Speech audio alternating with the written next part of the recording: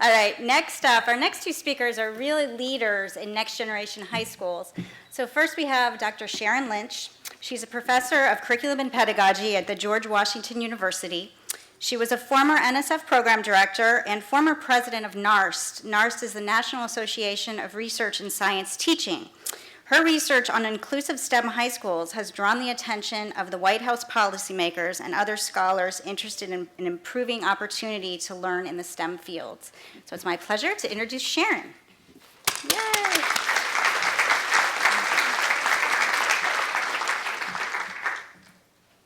There we go.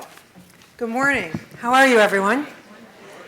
I'd like to say hello again to the Presidential Award-winning teachers, and also welcome my colleagues in the research community. This is really a great opportunity to have both groups together here today.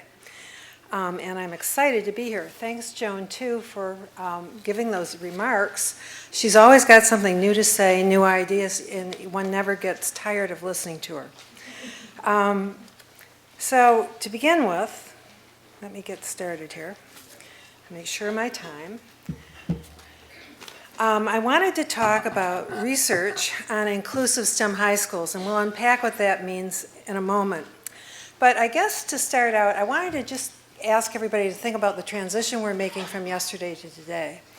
Yesterday we had the opportunity to talk about active learning with teachers who are from all over the country and are award-winning science and math teachers. So the conversation necessarily was on teaching and on classrooms and on how students learn, which is absolutely appropriate. But today, we're going to have to challenge you to make a little bit of a different transition because I really want to talk, and Barbara will talk also, about a school-level kind of change. So this isn't just about teaching and classrooms.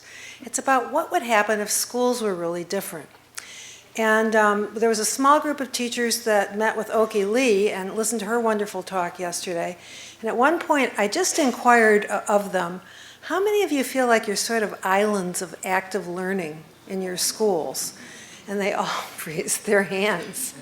So I want you to imagine what would happen if you were in a school where you weren't islands of this kind of teaching, where if everybody was more or less on board and moving toward a new kind of education.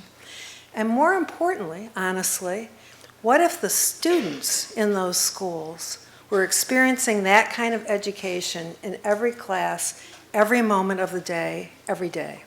So that's what the introduction to this notion of these new models of STEM high schools are. I wanted to introduce my colleagues on this project, Erin Peters-Burton up here, and Barbara Means. And also, I don't know whether any of the principals are here in the audience of the 8 schools. Bill, are you here? Hey, Bill. All right, you'll get to meet Bill later. So, you know, this isn't our design of schools. This is our work reflecting what these schools are. So, in a nutshell, the purpose of the Osprey study was to find and study 8 exemplar or high-performing inclusive STEM high schools from across the United States and gather evidence on the curricular, instructional, and organizational aspects of the schools. The ultimate goal was to build a logic model or theory of action to explain how the 8 high-performing inclusive STEM schools worked to produce their outcomes. So we had a lot of talk yesterday about model building. We'll probably hear more today. So this is a model, and a model is made to put up to identify components, to see relationships, to test, to argue from. So this isn't gospel, it's just a model and something to get you thinking as we've been thinking. You can think of the 8 schools as prototypes. When we began the study in 2011, little was known about inclusive STEM high schools, but they seem to be scaling up across the United States. Importantly, they held promise for closing opportunity to learn, achievement, and social mobility gaps as they help create high school graduates prepare for STEM and for the information economy. But we also know, and you I'm sure have all experienced this, that in U.S. education, innovations are readily taken up and often just as readily discarded without learning much in the process, which seems especially sad if you're a researcher or educator. Moreover, even well-designed effectiveness studies can fail to show what's going on inside of the intervention. So you can say it works, it doesn't work, but what's going on inside? What's causing this? So our study was designed to open up the black box of inclusive STEM high schools. Using a different metaphor, we wanted to take a look under the hoods of high-performing STEM schools. Now, there are two studies that work together. Barbara's study, she's going to talk about that in a moment, which is a large impact study about inclusive STEM schools, and our study, which is designed to build the model. So the idea was that if Barbara and her team is able to show the impact of these schools on a large scale in 3 states, then wouldn't it be nice at the same time to be able to unpack what might be going on inside of them? And the way you could do that is by looking at the ones that work. In other words, if you've only got a few schools to study, you want to look at the high-performing ones and build a model from them. Everybody with me? Okay, great. So here's a map that displays the 8 schools in our study. I'll tell you a little bit more about them, but one of the things we did look for is geographic spread. And interestingly, they had a remarkable number of things in common, despite the fact that they had no affiliation with one another at all. So things are happening, it's out there, but it's happening more or less independent of each other. Now, the inclusive STEM schools were definitely not only for the gifted and talented, although such students might attend them. Rather, they're open to a wide range of students who are interested in STEM, sending the message, and this is important, that STEM is for all. They required both more STEM coursework and STEM experiences outside of school. All were college preparatory and provided support systems for students underrepresented in STEM. And we say underrepresented in STEM, we mean gender, ethnicity, race, socioeconomic status, or students who are first generation in their families to go to college. So the basic way they broke down gender, it was around 50-50, boys and girls. Ethnicity, race, in all but one of the schools, there was no ethnic majority at all. And in that one school, the majority was African American. Socioeconomic status, it ran from around 40 to 50% students eligible for free and reduced lunch. And around 50% of the kids in most of the schools were first generations in their family to attend college. So these are exactly the kinds of kids that you want to capture in STEM education in the upcoming decades. In addition, in green we see that the criteria we used to select the 8 STEM schools included this diverse student body. We looked for schools that had positive outcomes for kids. So we looked for, achievement test indicators, graduation rates, college admissions rates. And they were recognized very often as being successful or award-winning schools. Okay, now, the research design began with case studies based on site visits to the schools where we observed classes, conducted interviews with key stakeholders, held focus groups with students, alumni, parents, and STEM teachers. We started out by looking for evidence of 10 critical components in all 8 schools, and you see those 10 critical components before you. Those critical components came from a review of the research on effective schools research that's maybe 20 years old, 10 years old, but it also came from something called the gray literature. Those are the sort of the not peer-reviewed studies, the things that appear in newspaper articles and journals that are not peer-reviewed. YouTube, we went to YouTube actually to hear about some of the schools, and these were the things that came out as what would likely be found, it seemed, in a high-performing STEM school. You may see that we're missing things in there, but those were our best first shot. Now, what we found after doing the work is that all 10 critical components were found in the schools, but they were in really different patterns. Let me give you an example. An early college high school might have a strong component that involved business and industry interactions.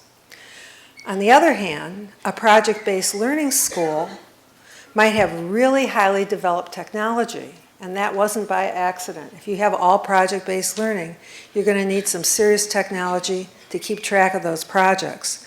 But in short, they were all present.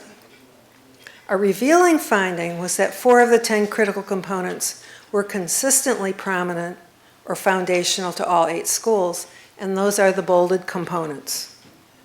And maybe that's not a surprise, and here for the well-prepared teachers and the professionalized teaching staff. So, if you're founding a new STEM high school or looking to sustain an existing one or scale them up, these 4 components would be the place to begin. They would also be helpful in diagnosing why a STEM school in your local town or community is not working, if that's what you're hearing.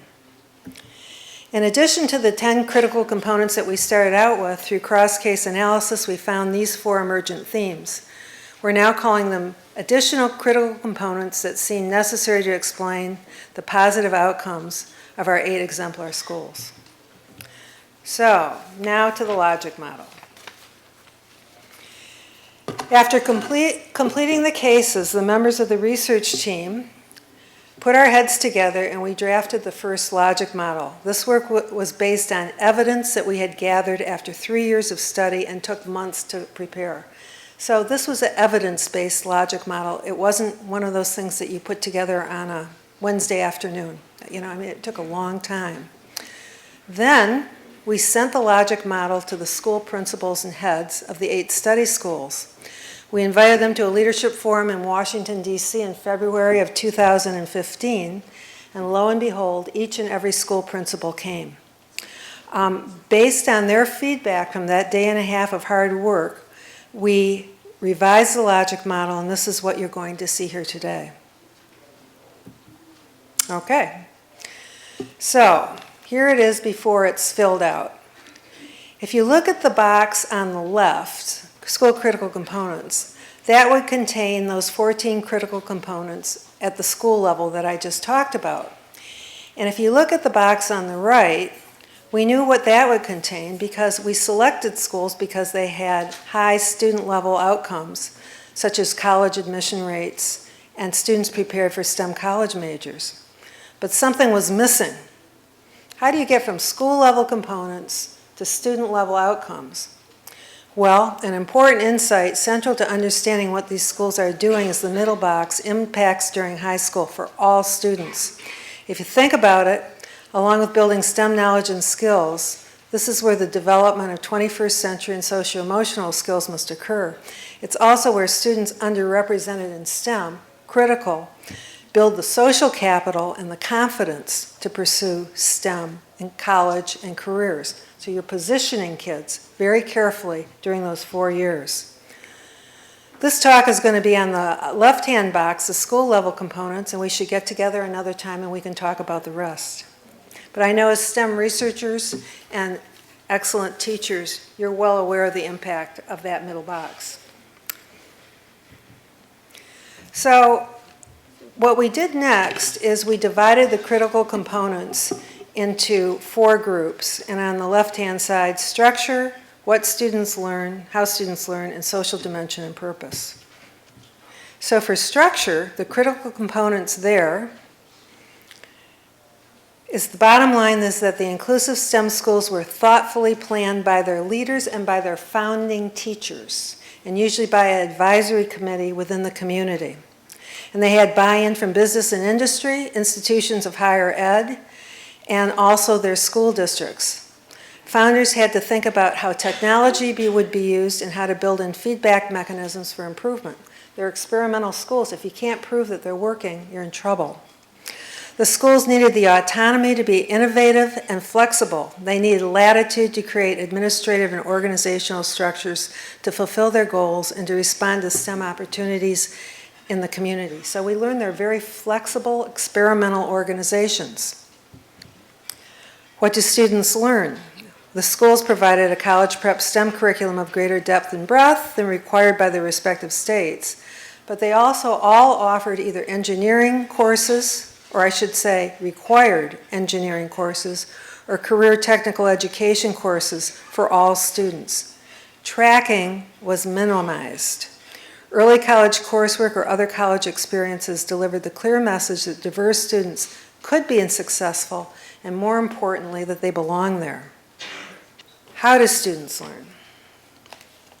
These critical components show that the schools relied on a well-prepared teaching staff who collaborated with one another using a variety of teaching strategies from traditional to project-based learning. Their instruction provided students with active, engaged STEM experiences that connected the coursework to the real-world STEM.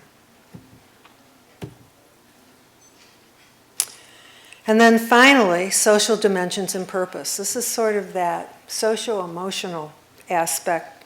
It's kind of where the magic happens in terms of the school structure.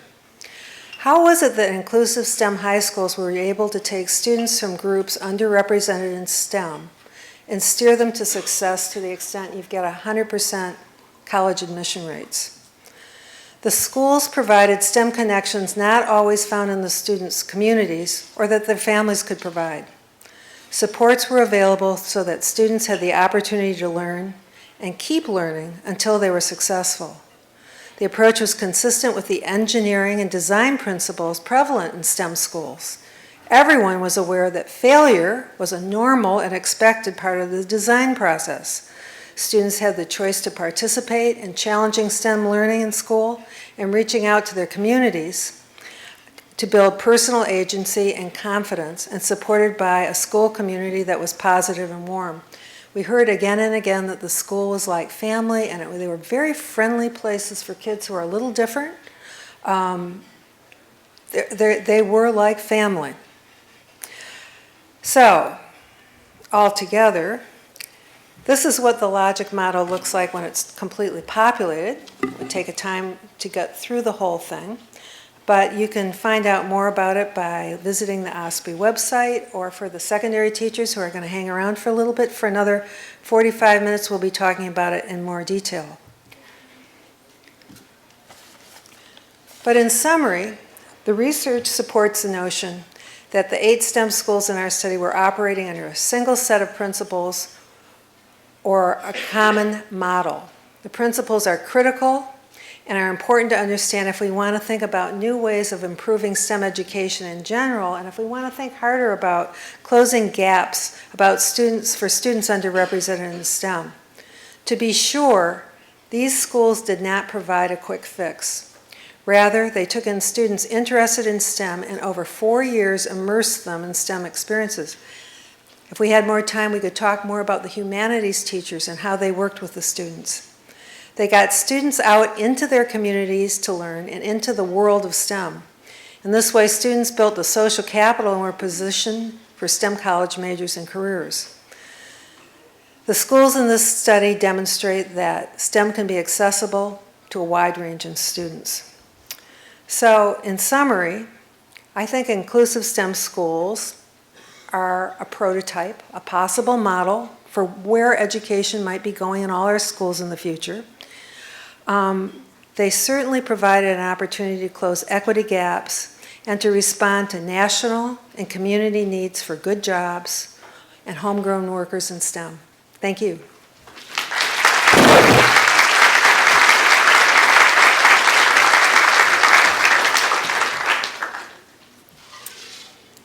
Thanks to Sharon. And some of you will be lucky enough, if you're a presidential awardee in the 7th to 12th grade, she'll be leading an activity here at 9:45.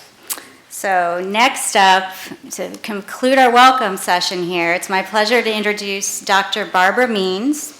Dr. Barbara Means is the director of the Center for Technology and Learning at SRI International. She is an educational psychologist whose research focuses on innovative educational strategies designed to foster students' learning of advanced skills. Currently, she is directing a 3-state longitudinal study of the impacts of attending an inclusive STEM-focused high school under a DRK-12 grant. Also, for the NSF, she is supporting the development of a system of indicators for measuring progress towards improving the quality of K-12 STEM education. It's my pleasure to introduce you, Barbara. Thank you, everybody.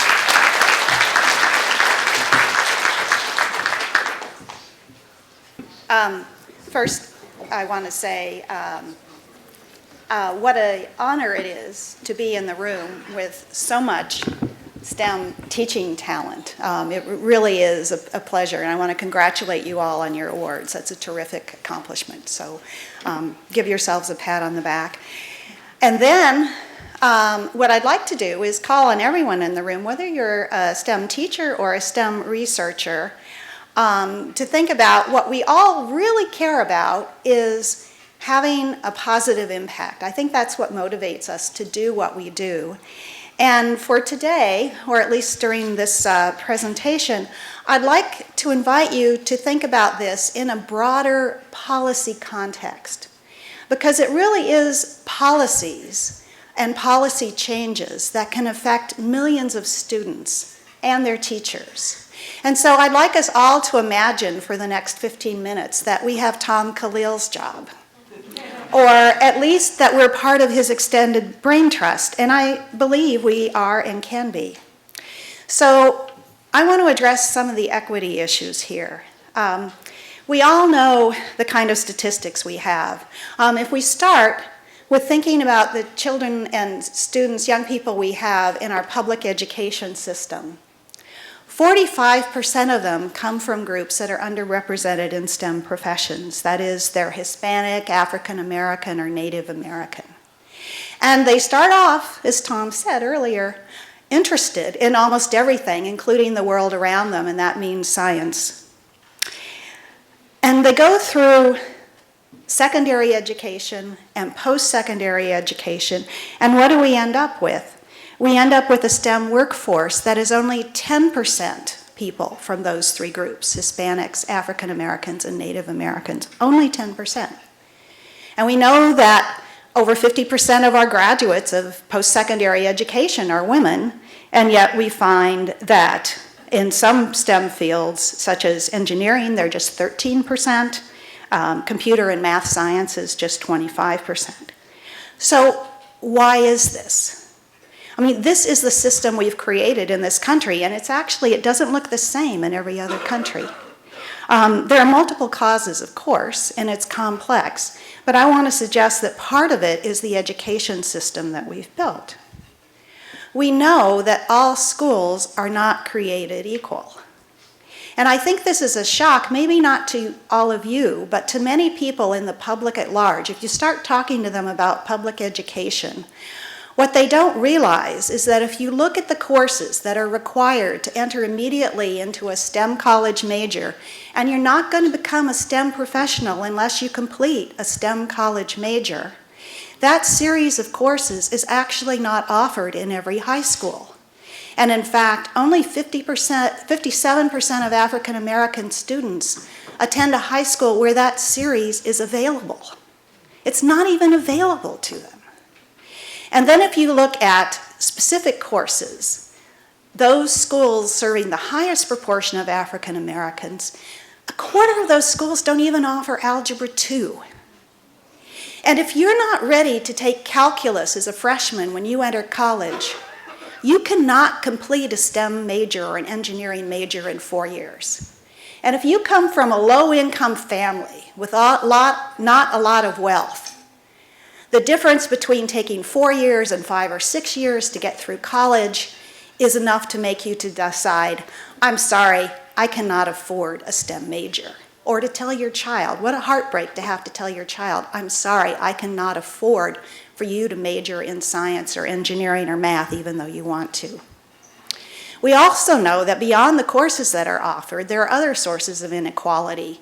And depending on the conditions where you happen to work, many of you know this far better than we do. But if you look at the schools that are serving students from the groups that are underrepresented in STEM, and this includes first-generation college goers, low-income students, whatever their ethnic background, teachers in those schools get paid less. Getting paid less, there's more churn. They'll go somewhere where they're paid better and have easier working conditions. So all schools aren't created equal. And beyond that, even once you get in a school, and maybe you're in a school where the full range of courses necessary is offered, we know that the classes that students end up in within those schools are not equally taken by students from different groups. So if you look at the proportion of our students who are African American and Latino in high schools, It's 16 and 21% respectively. But if you look in calculus classes in high school, and you better at least have pre-calculus, if not calculus in high school, if you're going to be a STEM major, it's only 8 and 12% of students from these two groups. So they're drastically underrepresented. We also have research showing that even if you look only at those students from these groups who have the math achievement scores and the demonstrated ability that they would be predicted to do well in advanced math or science courses, they're less likely to be in those courses. Now that's a variety of reasons, and I won't go into the details why. Some of those are in, I think, the system they're in. Some of those are in the students and the choices that they make for a variety of reasons. But we know that these advanced classes matter for getting into, for being interested in a STEM major, for declaring one and for completing it, and also for getting into college, because you get extra points for things like AP courses when considered for admission. So, as policymakers advising the White House, what can we do? And what can we do at scale, not just locally, but on a large scale? So what I'd like to do is have us think about some of the alternatives that have been considered. And these are some of the strategies and policies that different states, regions, and nationally have been adopted, and we hear a lot about. One is raise the level of STEM required for high school graduation. What if we make it a requirement that everybody take that whole sequence? Another is make the STEM curriculum and the teaching more engaging and relevant. That's something all of you are actively involved in. We could push to enroll more students in advanced placement and international baccalaureate classes, rigorous courses in STEM subjects. We could promote STEM learning opportunities outside of school. The Baker movement is a good example of some of these, and it's coming to school as well, but a lot of this started outside of school. Or the one we're focused on today, and that Sharon's and my work has focused on, is inclusive STEM high schools. Well, considering these, I just want to go through them very quickly. Raising the level of STEM required for high school graduation, that's been tried in a couple of states and some districts, and we know if that is all you do, an unintended side effect is you increase the dropout rate. Not good. Enrolling more students in AP, there are very active movements towards this, and that can be helpful, but again, we know that from some states where it's been tried, if that's all you do, you get more students into AP, but you don't necessarily get the students. The new student populations coming into the AP courses are not necessarily increasing their odds of college completion as they were before. So it's a classic correlation is not causation thing. We can make the curriculum more engaging and relevant, and that appears to be really important and particularly effective for students from underrepresented groups, including females. We can promote STEM learning opportunities outside of school, and that appears to be very effective in creating engagement and excitement in some network, but we also know that few high school students participate in those informal STEM activities other than field trips. So it's not that they don't work, but just few people participate in them. So my concern is that any one of these things by themselves is good, but may not be enough. So what I like about the inclusive STEM high school as a strategy for increasing representation in STEM is that it's really more systemic. It involves all of these. Sharon talked about the key features of these schools, so I won't go through this again. You've already heard about the combination of instructional change, rigorous curriculum, teachers that believe all their students can learn this content, the social supports. I'm optimistic, as I said, because this is systematic, it's broad, it incorporates all those other reforms, I think, and its duration and intensity are sufficient to plausibly change students' self-perception goals and competencies. No matter how good it is, you know, a one-time 2 or 3 week computer camp is probably not going to change our whole education system. It's just not enough. I've also seen and felt the positive climate in these schools. And finally, we have encouraging data from the schools we've been studying in 2 of the states, and we're starting to gather data in a 3rd. So we've studied 39 of these inclusive STEM high schools created at scale in North Carolina and Texas. And I'll just talk a little bit about the research. You can hear more about it or find out more in the handout or by the website I'll show you at the end. So the strategy in our work is we identified inclusive STEM high schools that were not necessarily exemplary, but that's what was created, but they adhered to the general model, the most important characteristics Sharon talked about. And we compared those students and what happened to them with similar students, similar in terms of their achievement before high school, similar demographics, who attended regular high schools. And what we found, first of all, they actually, in the inclusive STEM high schools, had more advanced STEM course taking. They were more likely to have completed pre-calculus or calculus in college, more likely to have taken advanced science courses. In North Carolina, we had that they had a higher weighted GPA in the inclusive STEM high schools. We found modestly higher scores on some achievement measures, particularly in science, stronger science sense of identity when they graduated as 12th graders, greater science interest, and greater interest in STEM careers. So we're starting to see empirical evidence that these schools actually are having the intended kind of effect. I don't claim it's a silver bullet. It's not. It doesn't work for everyone. But we're starting to see positive impacts of attending this kind of school. We're also starting to look at what happens. We're going back to the students that we looked at as 12th graders 2 years after graduation to find out what happens post-secondary. And I'm going to be talking about that this afternoon. If you attend the rigorous courseware breakout, I'll present some of the early data we have on that issue. So what are some of the unanswered questions? I'm really trying to lead in here to what you'll be doing in your next activity, which is thinking about what are the ideas we should be exploring in our research and in our policy. So one of those is, can every school be a next generation STEM high school?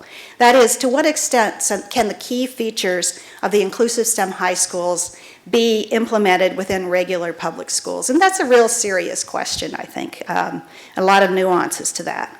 What are the necessary and limiting conditions? That is, does the school have to be small? Almost all the ones we've looked at have been reasonably small, averaging 500, say, sometimes as large as 700 students for a 4-year high school. Does it have to be a school of choice where people have opted in? How could you make, could you make this work as a turnaround strategy for a struggling school? Some states have been trying to do that. That's not where our studies have focused. And then what happens to the other schools in the same district or area? Could inclusive STEM high schools be laboratories for new approaches that then got moved to other schools within the district? And how would you make that happen? On the other hand, does bringing in one of these schools actually hurt the other schools in the district because it's siphoning off some of the better students and teachers? 4 asks about, do these effects last through college? Come to the rigorous courseware breakout, and we'll talk about that. And then finally, how do we consolidate and sustain the progress that some of these schools have had when implemented at some scale in states, despite shifting policy priorities and tight budgets? That's one of the things that is really worrying us now as we see the changes in education policy. A number of these schools are now dependent on career technical education funds. What difference does that make? Is it changing the character of the school? Is it changing their aspirations for these students? I think that's a real unanswered question. So these are just a few of the questions that you might want to be thinking about in the next session. I want to point you to our website. Yeah, they look happy, don't they? Inclusive STEM Insights at sri.com has more details about both Sharon's project and the project that I lead with Sharon's collaboration. And with this, I'm ready to stop talking and start listening to your insights. Thank you very much.